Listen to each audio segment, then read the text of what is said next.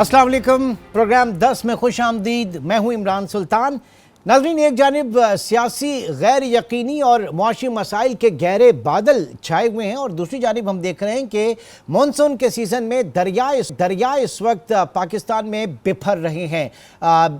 सूरत हाल रोज़ बरोज़ जो है वो संगीन होती जा रही है। ज़ाहिर है कि वहाँ पर भारत भी जो है वो अपना पानी इस वक्त छोड़ रहा है जो कि पाकिस्तानी दरियाओं में पहुँच रहे हैं और आलम यह है कि दरियाए सतलज में इस वक्त तूग़यानी से तबाहकारियाँ जारी हैं और भावल नगर का बड़ा रकबा डूब चुका और साथ ही साथ दरियाए सतलज में भी हेड इस्लाम के मुकाम पर निचले दर्जे का सैलाब है। क्या सूरत हाल है इस वक्त ये जानेंगे। डायरेक्टर PDM पंजाब नाज़ा इस वक्त हमारे साथ मौजूद हैं। बहुत शुक्रिया आपके वक्त का। सबसे पहले तो ये बताइए कि लेटेस्ट अपडेट क्या है इस वक्त दरियाओं की सूरत हाल के हवाले से। जी, अब तक की सूरत हाल के मुताबिक दरियाओं का जो बहाव है वो नॉर्मल सतह पे आ चुका है। दरिया सतलुज की अगर बात करते हैं तो वहाँ पे हेड गंडा सिंह और सुलेमानकी के मुकाम पर नॉर्मल है, लेकिन हेड इस्लाम के मुकाम पर निचले दर्जे का सैलाब है। तो इस तरह से ये भी आई थिंक कि शाम तक इस यहाँ पे भी नॉर्मल सूरत हाल हो जाएगी। अब चीज़ें जो है नॉर्मलाइजेशन की तरफ आ रही हैं। अच्छा, अब नॉर्मलाइजेशन की तरफ आ रही है, मौसम और उसका जोर टूट चुका है, आप ये कह रही हैं? जी बिल्कुल। अभी तक की सूरत हाल के मुताबिक कोई अनफोर्सीन चीज़ों का तो हम कुछ कह नहीं सकते, लेकिन जो अब तक जो चीज़ें नजर आ रही हैं उसके मुताबिक नहीं तो अगले चंद दिनों की जो प्रेडिक्शन है मैट के हवाले से, मैट ऑफिस के हवाले से, उसमें क्या आप देख रहे हैं? उसमें अभी तक तो ऐसी कोई हमें प्रिडिक्शन नहीं की गई। हाँ। लेकिन ये कि अगर कोई ऐसी आती है तो उसके लिए हमारी टीमें जो है वो फील्ड में मौजूद हैं हर तरह की सूरत हाल से निपटने के लिए। कहा जा रहा है कि भावल नगर का एक बड़ा रकबा डूब गया है और 1,66,000 अफराद बेघर हो गए। 1,60,000 एकड़ पर खड़ी जो फसलें हैं वो तबाह हो गई हैं और 157 देहात मुतासिर हुए। मुतादिद आर्जी बंद भी टूट चुके हैं। तो मतलब सूरत हाल नॉर्मल तो नहीं हुई ना, अभी तो ये प्रॉब्लम है। जी बिल्कुल। मैं जहाँ तक पानी के बहाव की बात करी वो नॉर्मल सिचुएशन में है। अब हाँ। जो PDM में और उससे मुतल्लिका इदारे हैं जैसे ज़िला इंतजामिया और SP 1112 हाँ। और दीगर जो इदारे हैं वो रिलीफ ऑपरेशन में बिजी हैं। इस वक्त हमारे वहाँ पे रिलीफ कैंप कायम है, लोगों को वहाँ पे कुक्ड फूड दिया जा रहा है, खाना, और उनके जानवरों को भी लेकिन मेजबी साहबा, जो लोगों से बात हो रही है, वहाँ मुतासरीन से बात हो रही है, TV कैमरा जाके वहाँ पर जो है उसको कवर कर रहे हैं, तो शिकायत हैं कि इंतजामिया जो है वो मुतासरा इलाकों से गायब है, हर जगह पे नहीं पहुँच पाए। नहीं जी, ऐसी हमारे सामने कोई ऐसी सूरत हाल नजर नहीं आ रही। हमारी इतलात के मुताबिक हर जगह पे हमारे रिलीफ कैंप कायम है जहाँ पे लोगों को खाना भी फराहम किया जा रहा है। मेडिकल कैंप भी मौजूद है जहाँ पे तकरीबन 40,000 से ज़ायद लोगों को हमने मेडिकल की फैसिलिटी फराहम की है और पिछले 15 दिनों में तकरीबन 80,000 से ज़ायद लोगों को खाना फराहम किया गया है। तो आई थिंक कि हमारे मुताबिक जो चीज़ें और इनके रहने का क्या इंतजाम है? ज़ाहिर है कि वो खड़ा पानी हो जाएगा वहाँ पे, उसके बाद जो वाटर बोर्न डिजीजेज हैं वो बहुत ज़्यादा फैल जाती हैं इस तरह की, उसमें उनके लिए उनकी मेडिकल हेल्थ केयर के हवाले से क्या इंतजाम है? जी, वहाँ पे हमारे टेंट सिटीज कायम हैं। जो लोग बेघर हो चुके हैं रहने की जगह फराहम की गई है और उनको खाना और बाकी सहूलियात फराहम की जा रही है। जहाँ तक मेडिकल फैसिलिटी की बात है, मैंने ऑलरेडी आपको बताया कि वहाँ पे मेडिकल कैंप भी कायम है जहाँ पे उनको तिब्बी इमदाद भी फराहम की जा रही है और इस वबाई इमराज से किसी भी तरह से सूरत हाल से करने के लिए वहाँ पे हमारी टीमें मौजूद हैं। ना मुझे तो ऐसा लग रहा है आपसे बात करके कि सब अच्छा है कि रिपोर्ट्स हैं इस वक्त, जबकि हेडलाइंस कुछ और कह रही हैं मैडम। नहीं, अगर आप मेरे ख्याल में अगर नेगेटिवली सोचते हैं तो फिर इसमें मैं तो नहीं, बात नेगेटिव सोचने की नहीं है। बात ये कि आप लोग, आपका इदारा PDM में है, चाहे वो फिर आपकी प्रोविंशियल डिजास्टर मैनेजमेंट अथॉरिटीज हैं, चाहे वो उसमें, तो किस हद तक इक्विप्ड है जी, एक बात क्लियर कर दूं कि PDM का रोल एक कोऑर्डिनेशन का है। हमारे पास ऐसी जो इंफॉर्मेशन आती है MET डिपार्टमेंट से, FFB से, दूसरे डिपार्टमेंट से, वो इंफॉर्मेशन हम ज़िले इंतजामिया और SQ 1112 और दीगर जो मुतल्लिका अदारे हैं उन तक पहुँचाते हैं। नहीं तो उनकी रिपोर्ट्स के साथ साथ आप कुछ न्यूज बुलेटिन वगैरह भी देख लिया करें ना, वो ज्यादा मुनासिब होगा, क्योंकि कैमरा तो झूठ नहीं बोलेगा वहाँ पे। जो वो आप रिपोर्ट्स बेशक ले हमारे हाँ बिल्कुल। अगर आपने कभी विजिट किया हो PDM में तो वहाँ पे हमारा कंट्रोल रूम कायम है। वहाँ पे اسکرینس لگی ہوئی ہیں جہاں پہ 24 گھنٹے میڈیا کو بھی مانیٹر کیا جاتا ہے کہ کوئی ایسی صورتحال، کوئی ایسی نیوز جو ہمارے نظر انداز نہ ہو سکے. یہ ہم چیزیں آلریڈی کر رہے ہیں ان کی بیس پہ، اور اس کے علاوہ جو ہمیں اداروں کی طرف سے اطلاعات آتی ہیں اس کے مطابق ہم پلان کرتے ہیں. ہم کوئی چیز اگنور نہیں کر رہے اس وقت. اچھا، we are 24 hours alert. Okay, thank you. اور ٹھیک ہے جی. نازیہ جبی صاحبہ اس وقت ہم سے بات کر رہی تھیں، اور ظاہر ہے کہ جو ساری چیزیں جس طرح، کیونکہ میں یہ کہیں دیکھیں وہاں سے لوگ کس طریقے سے کہہ رہے ہیں. سوشل میڈیا اس وقت بہت وائبرنٹ ہے، اور پھر میں نے خود بہت سی جگہوں پہ جا کے کور کیا اس سے پہلے کہ جتنے سیلاب وغیرہ وہاں پر آئے، اور یہ ایک عمومی لوگوں کی شکایت ہوتی ہے کہ جناب فوٹو سیشنز ہوتے ہیں وہاں پر، لوگ آتے ہیں مقامی اور پولیٹیشینز آتے ہیں، یہ امدادی ٹیمیں آتی ہیں، سب کچھ آتے ہیں، لیکن اس کے بعد ان کا حشر بھی جا کے دیکھ لیں کہ وہاں پر کیا ہوتا ہے. تو ظاہر ہے کہ جیسے اب اس وقت director P D M Punjab کہہ رہی ہیں کہ سب اچھا ہے، سب بہتر ہے، سب کنٹرول ہے، تو ہم امید کر سکتے ہیں کہ سب ایسا ہی ہو.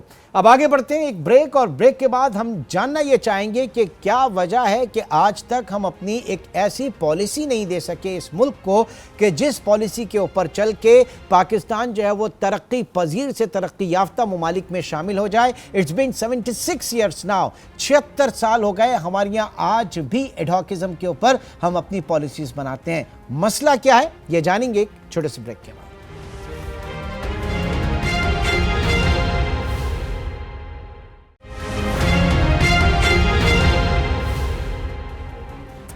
Welcome back.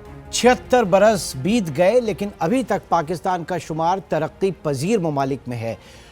ہمارا 5 ایئر اکنامک پلان لے کر دنیا کے دوسرے ملک جو ہیں وہ آگے بڑھ گئے اور وہ اس وقت ڈیولپڈ کنٹریز میں شامل ہیں. ایسا کیوں ہے؟ اس حوالے سے میں بات کروں گا. ہمارے ساتھ موجود ہیں former chairman board of investment جناب ہارون شریف صاحب. بہت شکریہ سر آپ کے وقت کا. یہ بتائیے گا کہ کیوں ایسا ہے کہ آج تک ہم ایسی پالیسیز ہی نہیں بنا سکے کہ جو پاکستان کو آگے لے کر چلے؟ کیوں اب تک ہم پاکستان کا شمار جو ہے وہ ترقی پذیر ممالک میں ہوتا ہے؟ جی بہت شکریہ. دیکھیے یہ ایک اہم ڈیبیٹ ہے جو ہم سب کو اپنے آپ سے بھی اور آپس میں کرنی چاہیے کہ آخر کیا وجہ ہے کہ ہم ایمرجنگ ایشیا کی طرح کیوں نہیں اس طرح آگے بڑھ پائے جو کہ ہمارا پوٹینشیل تھا. 3-4 وجوہات میں at the start highlight اگر کروں جو میرے حساب سے اس کی وجہ بنی. ایک تو ہماری جو اوور آل ہسٹری ہے اس کے اندر بہت سے جیو پولیٹیکل کانفلکٹس آئے جس کی وجہ سے اکنامک مینجمنٹ پہ اتنی توجہ نہیں دی جا سکی. ہمارے جو نیبرہڈ ہے وہاں پر ایک ہاسٹائل انوائرمنٹ رہا، لیکن جو فالٹ لائنز ہماری 3-4 اکنامک ڈیولپ ہوئی ہیں اب اتنی ڈیپ ہو گئی ہیں کہ اب ہم ایک پرپیچول ریسیشن میں جا رہے ہیں جس کے اندر ہماری پہلی فالٹ لائن یہ ہے کہ ہمارا جو بیرونی ادائیگیوں کا توازن بالکل خراب ہے جس کو ہم current account balance of payment. دوسری فالٹ لائن پاور سیکٹر ہے کہ جس کے اندر ہم مہنگی بجلی بناتے ہیں اور کاسٹ آف ڈوئنگ بزنس اور کاسٹ آف لیونگ کو مینج نہیں کر پاتے. پھر ہمارا بجٹ کا کرونک خسارہ ہے کیونکہ ہم اپنے جو وصولیاں ہیں اس سے کہیں زیادہ خرچتے ہیں اور قرض پہ خرچتے ہیں یا پیسے پرنٹ کرتے ہیں، اور ہمارا وہ جو ترجیحات ہیں ایکسپینڈیچر کی وہ پروگریسو یا ڈیولپمنٹ یا انویسٹمنٹ اورینٹڈ نہیں ہے. ایک تو ہم اپنے ڈے ٹو ڈے حکومت چلانے کے خرچوں پہ لگاتے ہیں اور اس کے بعد ہم ایک اسٹیٹ اونڈ انٹرپرائز کو پال رہے ہیں جو کنٹینیوسلی لاس کر رہی ہے. ٹھیک ہے. اب یہ جو فالٹ لائنز میں سب سے بڑی فالٹ لائن ہماری 70% ینگ آبادی ہے جس کے لیے ہم ڈگنیفائڈ اکنامک اپرچونٹیز اس سٹرکچر میں نہیں دے پا رہے ہیں. ٹھیک، لیکن ظاہر ہے کہ یہ تمام چیزیں جو ہیں یہ ایک جامع مؤثر افیکٹو پالیسی جو ہے وہ اس کے لیے اس کا ہونا، اس کا ایگزسٹ کرنا انتہائی ضروری ہے. پاکستان میں ہم نے ہمیشہ دیکھا کہ ایک حکومت آتی ہے وہ اپنی پالیسیز لے کر آتی ہے اور اس کے جاتے کے ساتھ ہی ان کو ریورٹ بیک کر دیا جاتا ہے. قومیں کبھی بھی ترقی نہیں کر سکتی یہ 3-3, 4-4 اور ایڈہاکزم کے اوپر قائم پالیسیز کے اوپر. ایک لانگ ٹرم ویژن کیوں نہیں ہم اور اس کے اوپر کنسنسس کیوں نہیں ہوتا ہماری حکومتوں کا in the best national interest؟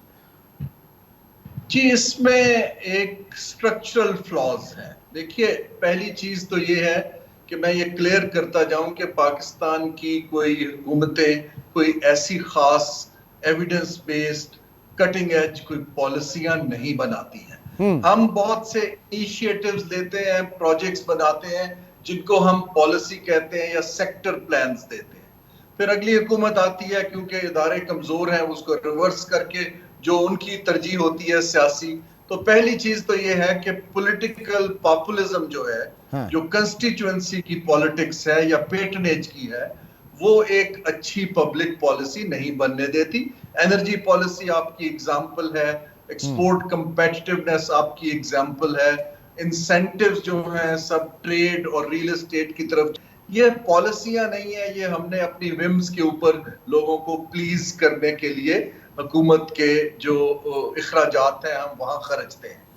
اب ایک بہت اہم سوال ایز این انسٹیٹیوشنل اکانومسٹ جو لوگ کرتے ہیں کہ یہ پالیسی بنائی کیسے جاتی ہے اور یہاں کیوں نہیں بن پاتی. دیکھیں جو ہماری جو سیاستدان ہوتے ہیں یا کیبنٹ ہوتی ہے, میں خود اس کا حصہ رہ چکا ہوں, ان کا کام ہوتا ہے پالیسی کی سمت ڈیفائن کرنا. صحیح. ایک میں آپ کو آسان سی ایک مثال دیتا ہوں کہ مثلاً اگر وہ حکومت ہائیسٹ لیول پہ فیصلہ کرتی ہے کہ ہم نے آج سے کمرشل یا کاروباری ادارے نہیں چلانے ہیں, ان کا فیصلہ وہاں پر ختم ہو جانا چاہیے. یا جیسے میں بورڈ آف انویسٹمنٹ میں تھا, وہ مجھے ٹارگٹ دیتے اور کہتے کہ ان 4 سیکٹرز میں آئی ٹی کے اندر, لائٹ انجینئرنگ کے اندر, ٹیکسٹائل کے اندر ہمیں انویسٹمنٹ چاہیے, اور انویسٹمنٹ ہماری ریشو کمپیٹیٹیو ہونی چاہیے کمبوڈیا کے ساتھ. صحیح. یہ جو مائکرو مینجمنٹ کیا جاتا ہے منسٹریز کے تھرو, جہاں پر نہ کیپیبلٹی ہے اور ایک بہت زیادہ ویسٹڈ انٹرسٹ کا کنٹرول ہے, گڑبڑ وہاں ہوتی ہے.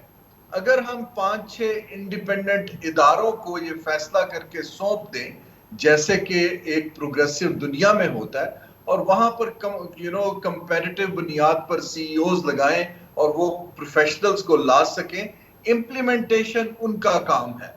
نہیں تو یہ منسٹری میں سر, منسٹری میں جو ہے یہ منسٹر کے لیول پہ یا پھر بیوروکریسی کے لیول پہ, یہ ذرا تھوڑا سا ڈیفائن کر دیجئے گا, کیونکہ یہ بھی ہم نے دیکھا کہ مختلف حکومتیں آتی ہیں, ایک دوسرے کے اوپر بلیم گیم ہوتا ہے, اکانومی کو تباہ کر دیا, برباد کر دیا, پھر اس کے بعد منسٹرز ان کے بھی وہی ہوتے ہیں جو پچھلی حکومتوں کے ہوتے ہیں, ان کے بھی سیکرٹری فائننس وغیرہ وہی لوگ ہوتے ہیں جو پچھلی حکومتوں کے ہوتے ہیں, تو بیوروکریسی تو وہی چل رہی ہے ساری. دیکھیے جو منسٹریز اور بیوروکریسیز ہیں ان کا کام میں یہی دوبارہ عرض کلک پالیسی بنانے تک تو لیمیٹڈ ہے, اور وہاں بھی ان کی کیپیسٹی بہت کمزور ہے اور ان کو اچھے لوگوں سے مدد لینی چاہیے. لیکن جب وہ خود ٹرانزیکشنز کرنا چاہتے ہیں کہ جی ہم نے آئل ریفائنری, جیسے میں جب بورڈ آف انویسٹمنٹ کا چیئرمین تھا, میں نے 3-4 پروجیکٹ آئیڈینٹیفائی کیے. سعودی عرب نے کہا ہم ریفائنری لگاتے ہیں, ایکوا پاور نے کہا ہم آلٹرنیٹ انرجی لگاتے ہیں. میری جو کنٹینشن یہ تھی کہ یہ 24/7 پروفیشنلز کا کام ہے, منسٹری کا کام اس کو صرف فیسیلیٹیٹ کرنا ہے. صحیح. کہ جی ہم نے این او سی دے دیا, ہم نے زمین دے دی. جب منسٹری خود اس کو کرنے میں آ جاتی ہے, کیونکہ نہ تو ان کو کام آتا ہے, دوسرا وہاں پر ویسٹڈ انٹرسٹس ہیں, تو ہم پھر ٹرانزیکشنز نہ کر پاتے ہیں. جو کر لیتے ہیں اس کے ٹیرفز برے ہوتے ہیں, نیگوسیشن بری ہوتی ہے, کانٹریکٹ برے ہوتے ہیں, وہ لٹیگیشن میں چلا جاتا ہے. ٹھیک ہے, یعنی you are with the view sir you are with the view کہ حکومت کا کام حکومت کا کام کاروبار کے لیے کنڈیوسو ماحول فراہم کرنا ہے, پالیسیز فریم ورک دینا ہے. یہاں حکومت خود کرنے کی کوشش کر رہی ہے ہر چیز. ٹھیک, اور یہ وائٹ ایلیفنٹس جو ہم نے پالے میں, سفید ہاتھی, نیملی پاکستان ریلوے, پی آئی اے, اسٹیل مل, یہ سارے ان کی گڑبڑ اسی لیے ہوئی کہ یہ سرکاری ہاتھوں میں دے شوڈ بی پرائیویٹائز, اور اس کے بعد پرائیویٹ سیکٹر ان کو لے کر چلتا تو وہ زیادہ بہتر تھا. جی, یا پرائیویٹائز کرتے یا کانٹریکٹ آؤٹ کرتے انڈیپینڈنٹ مینجمنٹ کو انڈر دا کمپنیز آرڈیننس. ہم ان اداروں کو کنٹرول کرتے ہیں, پھر ہم پیٹرنیج کے اوپر وہاں غلط بھرتیاں کرتے ہیں, پرکس لیتے ہیں, پریویلیجز لیتے ہیں, اور سارا برڈن ہم ٹیکس پیئر پہ ڈال دیتے ہیں. اب یہ ایک ریڈ لائن آ گئی ہے کہ یہ آگے نہیں چل سکتا. دیکھیے چین نے بھی, اب دیکھیں ریلوے, آپ just to be honest, railway کو وزارت بنانے کی کیا ضرورت ہے؟ It should be a corporation, a company जो professionally सही, चले. ठीक है। तरह प्राइवेटाइजेशन कमीशन एक ऑक्शन हाउस था कानूनन, उसको भी हमने वजारत बना के ब्रोक्रेसी से कैप्चर कर दिया. बोर्ड ऑफ इन्वेस्टमेंट इसलिए गया था कि आप वजारत से हट के एक प्रोफेशनली केपेबल इदारा इन्वेस्टमेंट फैसिलिटेट करें, उसको भी ब्रोक्रेसी ने टेक ओवर कर लिया. प्लानिंग कमीशन कभी वजारत नहीं थी, उसको भी मिनिस्ट्री ऑफ प्लानिंग बना दिया. सो दुनिया में गवर्नमेंट श्रिंक करती है, हमारी हुकूमत एक्सपैंड कर रही है इन इकोनॉमिक स्फीयर, जो कि उनका काम है. ठीक है जी, बहुत शुक्रिया. हारून शरीफ साहब इस वक्त हमारे साथ मौजूद हैं, साबिक चेयरमैन बोर्ड ऑफ इन्वेस्टमेंट, और उनका काम यही है कि पाकिस्तान में, पूरी दुनिया की तरह पाकिस्तान में भी एक यही चीज़ होनी चाहिए कि हुकूमत कारोबार को, बिजनेसेस को फैसिलिटेट करे, उनके लिए कंड्यूसिव पॉलिसीज़ बनाए, जामे और मौसर पॉलिसीज़ बनाए और उनकी निगरानी करे, बजाय इसके कि वो खुद सारे काम और कारोबार करना शुरू कर दे. एक ब्रेक का वक्त, और ब्रेक के बाद हम जानेंगे कि बावजूद तमाम तर माली मसाइल के पाकिस्तान में इस वक्त जो डाइनिंग आउट का ट्रेंड है, जो बाहर जाकर खाने का जो रिवाज फरोग पा रहा है, ऐसा क्यों है और इसके क्या मुज़र सेहत असरात हो सकते हैं. एक ब्रेक के बाद इसका जायजा लेंगे.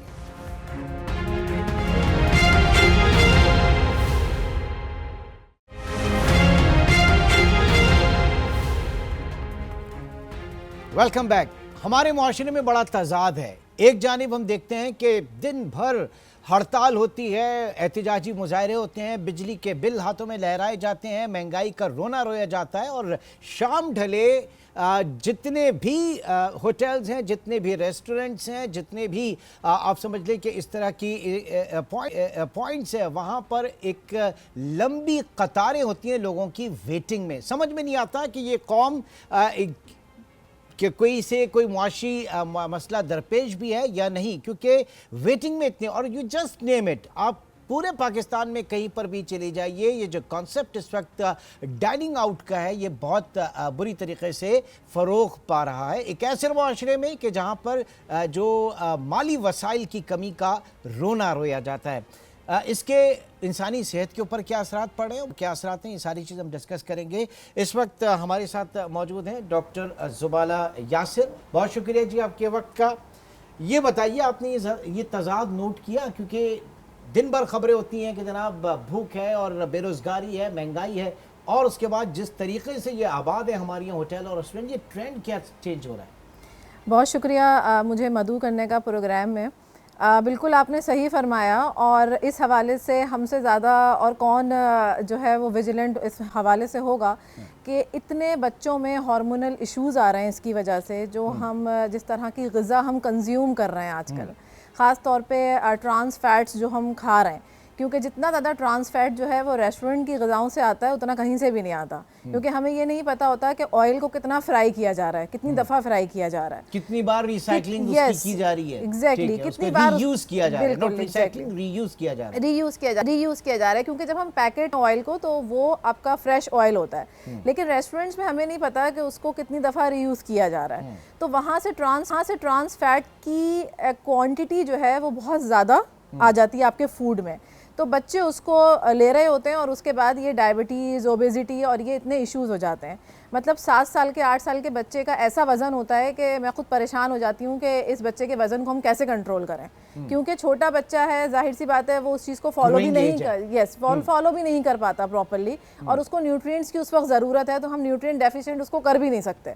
तो ऐसे बावजूद इसके कि बच्चों को अब जो है वो ज़्यादा बेहतर तौर पर स्कूलों में हेल्दी फूड और जंक फूड का कॉन्सेप्ट जो है बड़ा क्लियर होता है, लेकिन ये उन्हीं के माँ बाप जो है वो लेकर पहुँचे हुए होते हैं. एग्जैक्टली, आप सही कह रहे हैं. जब तक स्कूल में होते हैं बच्चे, जब तक जो है वो चीज़ फॉलो कर रहे होते हैं, लेकिन पेरेंट्स खुद ही डाइन आउट करा रहे होते हैं, क्योंकि घर में खाना पकने का रुझान ख़त्म हो गया है. अब मुख्तलिफ सर्विसेज जो आ गई हैं, प्रोवाइडर्स आ गए हैं, फूड प्रोवाइडर्स, जी बिल्कुल, तो उसमें आपको ऑर्डर करना, बिल्कुल ऑर्डर करना और लेना बहुत चीज़ों को आसान हो जाता है. लेकिन इस बात को समझने की बहुत ज़रूरत है कि हमें इन चीज़ों से अपने आप को अब इस वक्त रोक लेना चाहिए. नहीं तो आसानियाँ तो अम्माओं के लिए हो गई ना, उन्होंने घर में पकाना छोड़ दिया ना. ये सारी चीज़ें जो हैं हमारे वक्तों में भी होता था, आपके वक्तों में भी होता होगा, لیکن آج آپ سمجھ رہی ہیں کہ جو خاتون خانہ ہیں، جو خواتین ہیں، جو مائیں ہیں، اصل بنیادی ذمہ داری تو ان کی تھی بالکل کچن آپ سنبھالنے صحیح کہہ کی. رہے ہیں، بالکل صحیح کہہ رہے ہیں. اور اسی حوالے سے میں نے اویئرنیس اور ٹریننگ سیشن شروع کرے.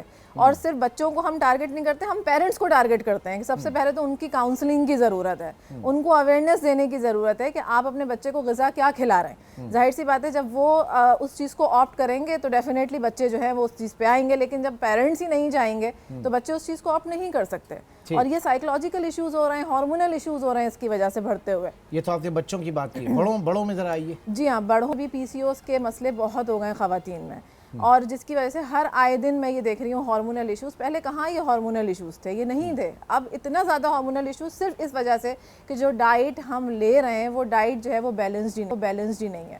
جس ڈائٹ کو ہم لے رہے ہیں ہمیں پتہ ہی نہیں ہے ہم اس کے اندر کتنے کارسینوجینک ایجنٹس موجود ہیں جو کینسر پروڈیوسنگ ہیں. اور مختلف طرح کے آپ کسی آنکولوجسٹ کے پاس چلے جائیں، آپ دیکھیں رش کتنا ہے، اتنے کینسر پیشنٹس ہیں ہر چیز کے. تو یہ ایک ایسا وقت ہے کہ جس پہ ہمیں اس چیز کو فوکس کرنے کی اب ضرورت ہے. اس سے نہ صرف آپ اپنا فائنینشیل بجٹ جو ہے وہ اس پہ اوور کم کریں گے، بلکہ آپ اپنے بچے کی صحت یا بڑے جو ہیں وہ اپنی صحت پہ بھی قابو پائیں گے. اس سے کہیں زیادہ پیسہ جو ہے پھر اس کے علاج کے اوپر خرچ ہو جاتا ہے. اچھا، دوسرا یہ کہ جناب پاکستان میں پھر یہ جو کوالٹی کنٹرول کے نام پر جو ادارے ہیں ہمارے، ہم نے دیکھا کہ پاکستان کا ایک بڑا مشہور برانڈ ہے، وہ امریکہ میں اس کی بڑی ایکسپورٹ ہے مسالہ جات کے حوالے سے، اور امریکہ میں اس کو بین کر دیا گیا کیونکہ اس کے انگریڈینٹ وہ کینسر وغیرہ اس سے ہو سکتا ہے. جو میں باٹم لائن پہ بتا رہا ہوں، پاکستان میں دھڑا دھڑ بک رہا ہے. یہاں پہ بہت ساری چیزیں ایسی ہیں، کوئی ایک ہم کسی ایک مسالے کو ٹارگٹ نہیں کر سکتے، بہت ساری چیزیں ایسی. نہیں، میں تو میں بات کر رہا ہوں کہ کوالٹی کنٹرول کو دیکھنا چاہیے. بالکل بالکل، یہ انہی کا کام ہے کہ وہ یہ دیکھیں کہ ان کے فوڈ لیبلز پہ کیا وہ چیزیں مینشنڈ ہے نہیں ہیں. اور اس سے بھی بڑھ کر ہماری عوام کو اویئرنیس کی بہت ضرورت ہے. میں آپ کو بتاؤں کہ ہر جگہ اگر اویئرنیس ہوگی چیزوں کی، اگر ایک کسٹمر کو یہ پتا ہوگا کہ فوڈ لیبل پڑھتے کیسے ہیں، اس کے اندر جو چیزیں لکھی ہوئی ہیں ان کے مطلب کیا ہیں، تو جب ان چیزوں کی اویئرنیس ہوگی تو وہ کسٹمر اس چیز کو بائی ہی نہیں کرے گا. اگر ہم اپنی ریگولیٹری باڈیز کی بات کریں، اگر کہیں پر ان کی عدم توجہ ہے اس طرف، تو کم از کم ہمارے جو لینے والے ہیں ان کو تو اتنی اویئرنیس ہو. نہیں، لیکن یہاں پہ تو دیکھیں نا کہ ہر چیز جیسے وہ کہتے ہیں نا کہ ایک جینین جاپانی چیز ہوتی ہے، اس کی ایک جو ریپلیکا جو ہے وہ چائنیز ماڈل بھی آ جاتی ہے چیز سامنے. تو اگر آپ آن ایوریج ایک پیزا جسے میں کہتا ہوں کہ 1000 روپے کا اس میں انگریڈینٹ سمجھ میں آتے ہیں، وہ آپ کو 400 روپے کا بھی مل رہا ہے، تو اس میں کیا انگریڈینٹس ہوں گے، لیکن وہ اس کی کلاس الگ ہے، وہ دوسری کلاس کے لیے. تو یہ چیزیں ہیں ساری. بالکل ایسا ہی ہے. اور اوریجنلٹی میں فرق آ جاتا ہے چیزوں کی کہ آپ کتنی اوریجنل چیزیں اس کے اندر ایڈ کر رہے ہیں. اب تو ایسی چیزیں پریپیئر ہو جاتی ہیں جو اوریجنل ہی نہیں ہیں، تو اس کے بعد اس کی کاسٹ کٹنگ بھی ہو جاتی ہے. چائنا زندہ باد. بالکل، بہت ساری چیزیں. بالکل. اس میں آپ کو ایک چھوٹی سی اگزامپل دیتی ہوں. جیسے فار ایگزامپل ہم کباب بناتے ہیں، شامی کباب بنتے ہیں، ٹھیک ہے. شامی کباب میں اچھا خاصا گوشت جاتا ہے، لیکن اس کے باوجود پرائس تو جو ہے گوشت کی بڑھ رہی ہے، لیکن شامی کباب کی پرائس نہیں بڑھ رہی، ایک پیک پروڈکٹ کی پرائس نہیں بڑھ رہی. تو اس کے آپ یہ دیکھیں نا 300 روپے کلو ٹماٹر ہو گیا تھا، کیچپ کیا وہی ریٹ تھا.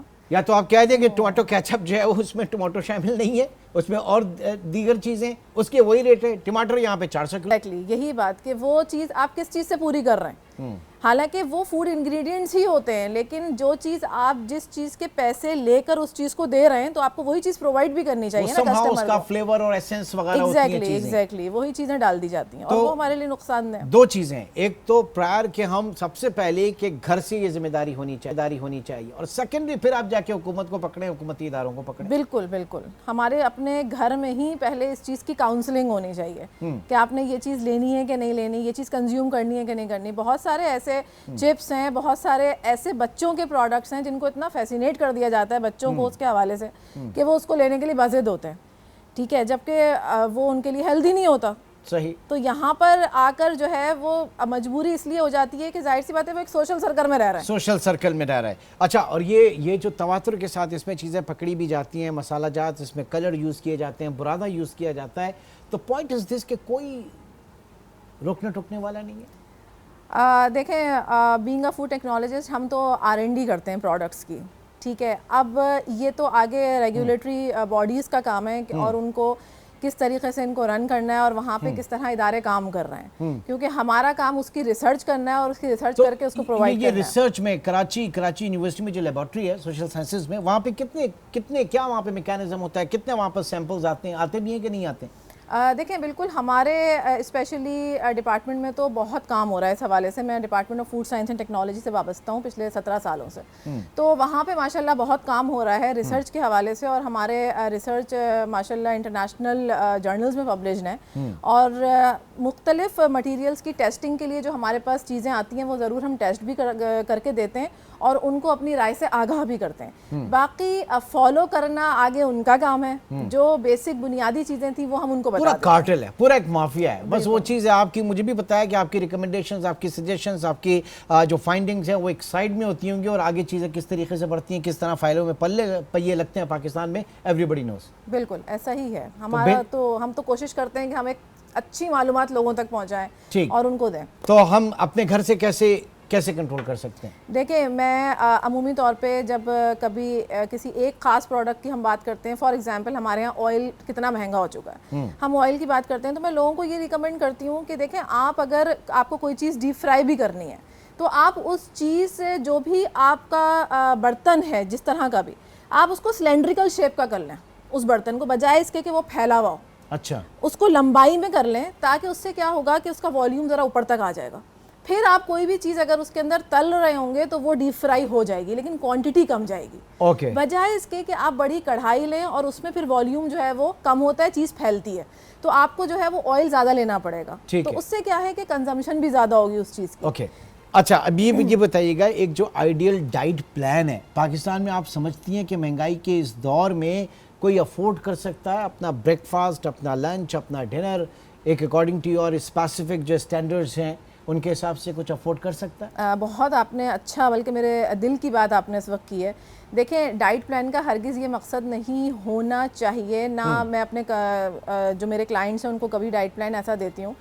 ڈائٹ پلان کا مطلب ہوتا ہے ایک سسٹینیبل ڈائٹ، یعنی کہ جو ایسی ڈائٹ جو آپ ساری زندگی کر سکیں، جو آپ افورڈ کر سکیں، ایسی ڈائٹ ہونی چاہیے، اور اس ڈائٹ میں آپ کے جو روز مرہ کے جو آپ کھاتے ہیں آپ کے وہی کھانے ہونے چاہیے، لیکن ان کھانوں کو بیلنس کرنا آپ کو آنا چاہیے، کہ کوئی بھی چیز اگر بریک فاسٹ میں آپ پراٹھا بھی کھا رہے ہیں، آپ انڈا بھی کھا رہے ہیں، تو you can consume it easily, لیکن کتنی کوانٹٹی آپ کو اس وقت میں کنزیوم کرنی ہے آپ کے اپنے باڈی ویٹ اور اس کے حساب سے، یہ ایک نیوٹریشنسٹ اور ڈائٹیشین کا کام ہونا چاہیے، نہ کہ یہ کہ اگر ہم ایک ڈائٹ پلان ایسا ریکمینڈ کر دیں کہ ہم ان کو ایسی چیزیں کہہ رہے ہیں لینے کے لیے جو وہ افورڈ ہی نہیں کر سکتے، تو وہ ایک سسٹینیبل ڈائٹ پلان نہیں ہے۔ تو وہ تو 4 دن کریں گے، 1 مہینے کریں گے، اس کے بعد کہیں گے ہم تو افورڈ ہی نہیں کر سکتے، تو ہمارے یہاں یہ مت ہے اس حوالے سے۔ ٹھیک ہے جی، بہت بہت شکریہ، بہت شکریہ۔ اس وقت ڈاکٹر زبالہ یاسر ہمارے ساتھ موجود تھیں، اور بات یہ ہے کہ یہ جو ڈسپیرٹی معاشرے میں اس وقت ہم دیکھ رہے ہیں، اس کو ہمیں اپنے رویوں کو تبدیل کرنے کی ضرورت ہے، ماؤں کو اپنی ذمہ داری محسوس کرنے کی ضرورت ہے، کچن کے حوالے سے، ہیلدی فوڈ کے حوالے سے، بچوں کی تربیت کے حوالے سے، اور آف کورس اس کا اثر ان کے بجٹ کے اوپر بھی بہت بہتر پڑے گا، کیونکہ یہ جتنے بھی ریسٹورنٹ وغیرہ ہیں نا، یہاں پہ آپ جب کبھی بھی جائیں یہ ہمیشہ پریفر کرتے ہیں کیش کو، یہ کریڈٹ کارڈ کے اوپر آپ سے پیمنٹ نہیں لیتے، یہ کیش کرتے ہیں، کیونکہ یہ ٹیکس نیٹ سے باہر ہیں، یہ ملک کی اکانومی کے اندر بھی کنٹریبیوٹ نہیں کر رہے، تو ان کو بھی ذرا اس میں تھوڑا سا دیکھنا چاہیے۔ ناظرین آج کے پروگرام کے حوالے سے ہمیں ضرور آگاہ کیجیے گا، انشاءاللہ آپ سے پھر ملاقات ہوگی، اپنا بہت خیال رکھیے گا، اللہ حافظ۔